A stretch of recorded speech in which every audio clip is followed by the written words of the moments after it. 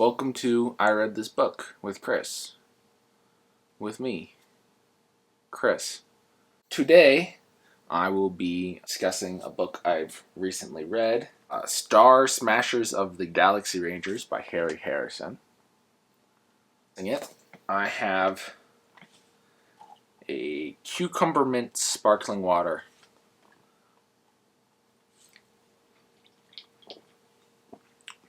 I accidentally opened it before got on camera, but here. I'm sure that's just as good as the real thing. Star Smashers of the Galaxy Rangers. The picture on the front doesn't do much justice. That's the spaceship. Starts off Chuck and Jerry, who are two very brilliant guys at a college, have a particle accelerator in a shed that they use for scientific experiments. And as a prank, one of them puts a piece of cheddar cheese in front of the particle accelerator. And when that happens, they create Cheddite, which is, once they learn how to control it, allows you to basically teleport throughout the galaxy, which is a very nice thing to have from a prank gone wrong. But as they are figuring out how to use it, they realize its qualities because the nearby cat suddenly appeared like 8 blocks over. And they're like, that's weird. They go and they do tests, they figure it out. And not only are they both very intelligent men who have all of the skills that are going to be needed for them on this trip, just magically, already in their head. They're also very athletic. And one of them is the captain of the football team.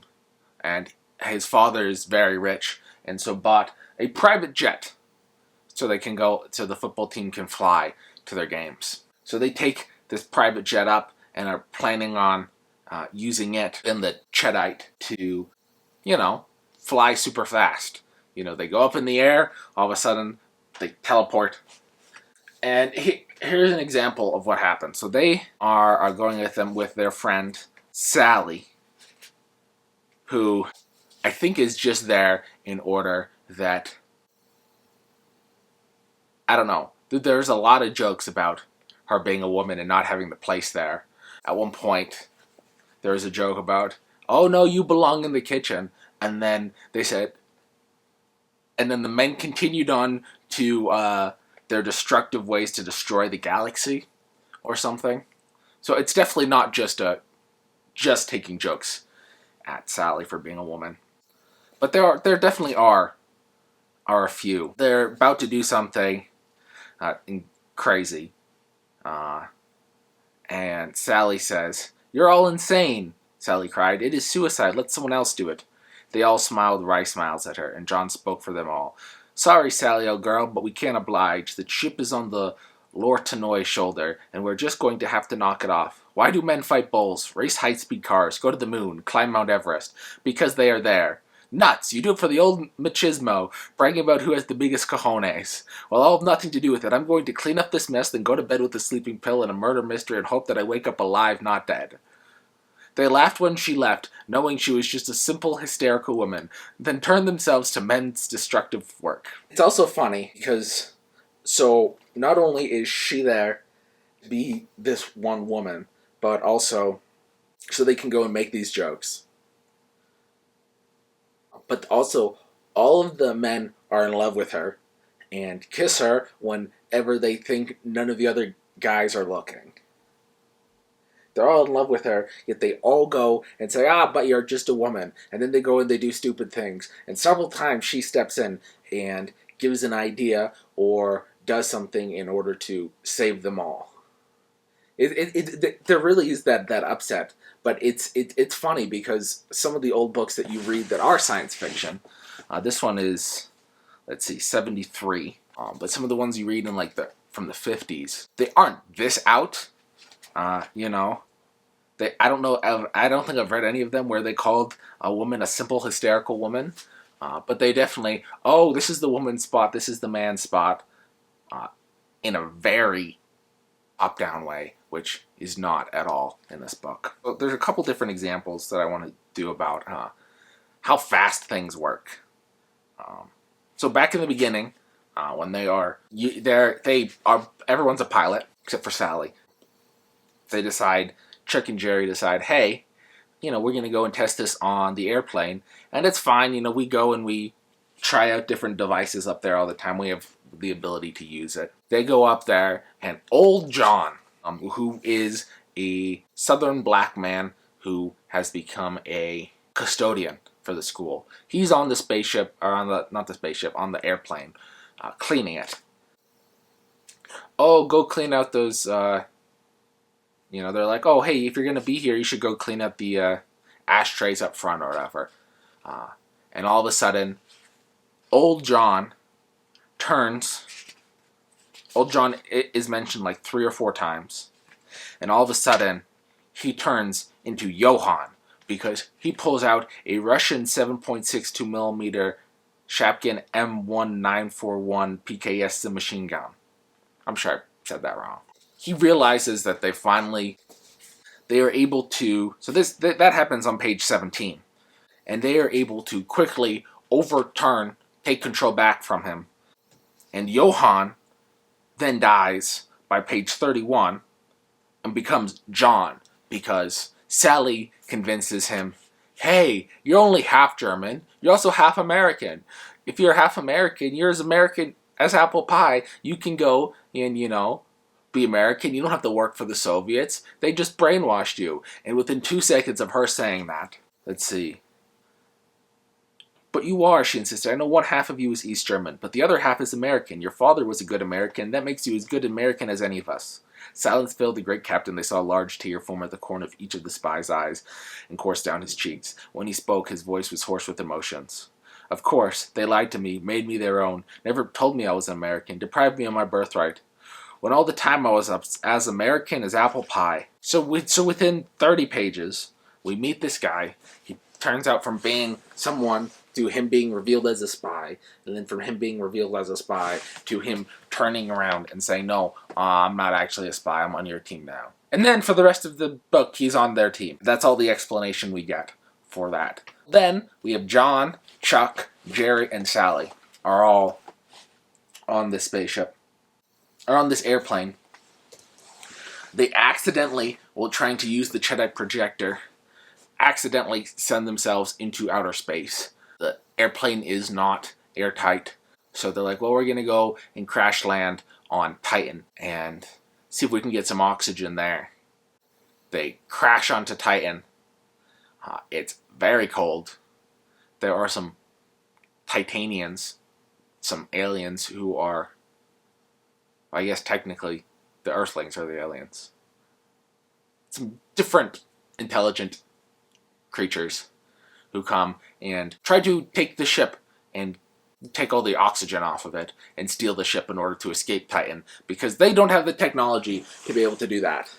They're able to fight themselves off using a bunch of football gear that they find in the back of the ship to cover themselves and keep themselves from the extreme cold. They find little oxygen canisters to keep them alive. Then they accidentally send themselves off to some other planet in the middle of nowhere.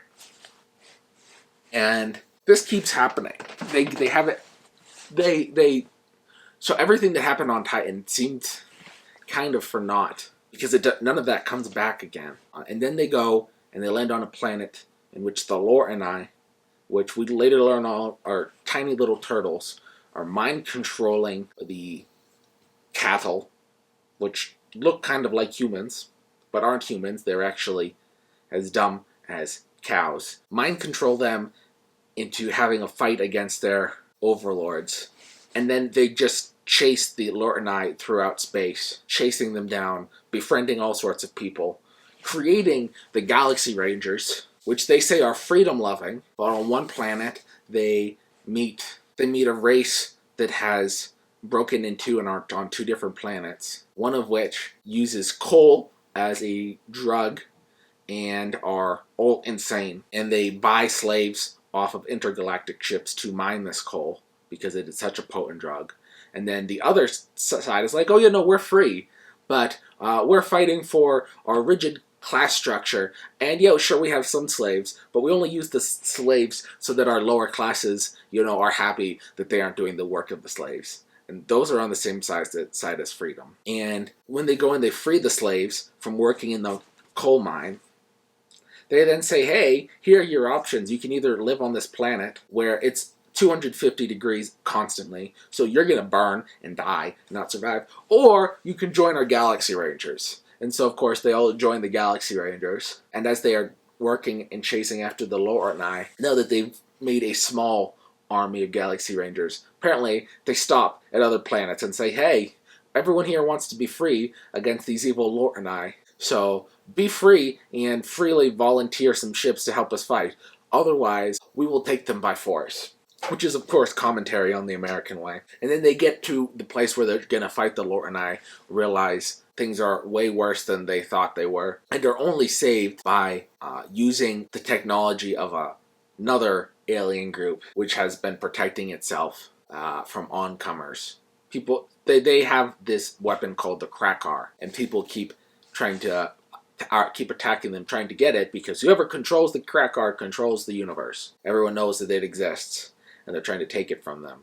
And so they're just living in their own little world, protecting themselves from everyone else who wants harm. And then once the Galaxy Rangers find the issue is way bigger than they thought it was, bam, they call in their friends that they've met who have the Krakar, and they're able to use it in order to send the Lorenei back to the beginning of the universe. And it happens such violently that it actually creates the universe. And they managed to slip out of this time vortex, which is 2 light years in radius, or 4 light years, you know. It's big. They managed to escape that, land back on Earth.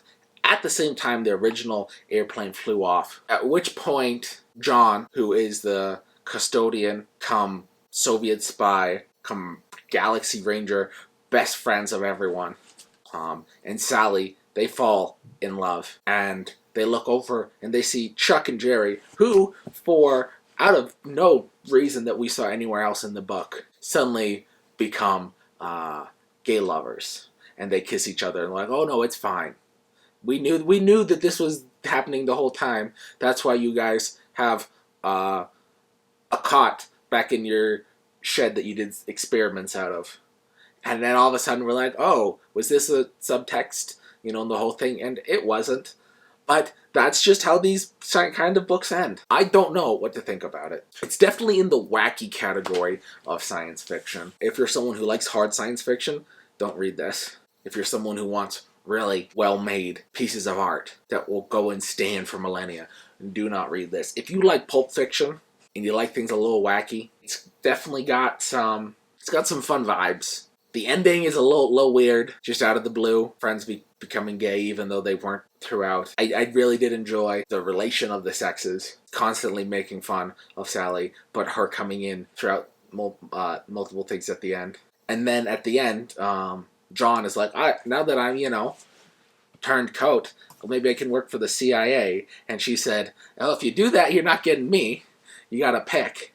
And she says, I'm gonna go study feminist literature. Yeah. And you won't mind if I join the FemLib and picket segregated male toilets and things. I've had enough about the second-class citizen. Get your ass back to the kitchen, you poor little thing around here. So, he's just picking a fight with everyone. Wants to have a little bit of fun. Not taking anything too seriously. Which is why, at one point, they suggest, hey, so Chuck had gotten kidnapped by the Lorenei and was sent to the mine as a slave. And they wrecked his mind. And so they said, well, if we want to save Chuck, there's one option. We need someone to volunteer to be a slave and to get sold into slavery, get sent to this mine, at which point they can lead a revolution from the inside of the mine, and we can, from the outside, attack at the same time. You know, using a hidden communicator in his tooth. And within 2 seconds, Jerry says, I'll do it. And he goes and he becomes a slave and he gets there. And within about 2 hours of him arriving, he starts a revolution. They all go and attack. He uses his communicator and they teleport all of the doors that are protecting or trapping everyone in the mine into the sun, because that's their weapon. Is we have this teleporter. We're just going to teleport anything we don't like to the sun, whether that be armies or spaceships or people or doors. Just take it, put it in the sun. That's the solution, which is got to be rather effective as a solution. There's another part where they go, and this is at the end, when they finally come to the area where the Lord and I are, and they have this, and they're about to realize how big everything is, and they save a man who is floating adrift. He's a giant bird. It's like 8 feet tall, and he's like, well, you saved my life, so now I owe you a life. I have to kill someone for you. And they're like, we don't need you to kill anyone, that's fine. He's like, well, if you don't let me kill someone, I have to kill myself. These are your options. And they're like, he's like, well, I can kill a spy if you want. And they're like, sure. And he's like, well, I have the ability to read minds, and I know someone here is a spy. And to prove it, I'm going to say their mother's maiden name. And then he says their mother's maiden name, and the person jumps up with a gun, aims it at him, but then he goes and kills him first. These are the things that happen in Harry Harrison. Star Smashers of the Galaxy Rangers. Things happen fast, with no reason, just out of the blue. And then you move on. And you just move on. And classic pulp. I really hope he did not spend more than like 2 weeks writing this. If he did, I would be upset. If he spent a week writing this, I'd be pretty happy, you know? These are how you judge things. Thank you for watching.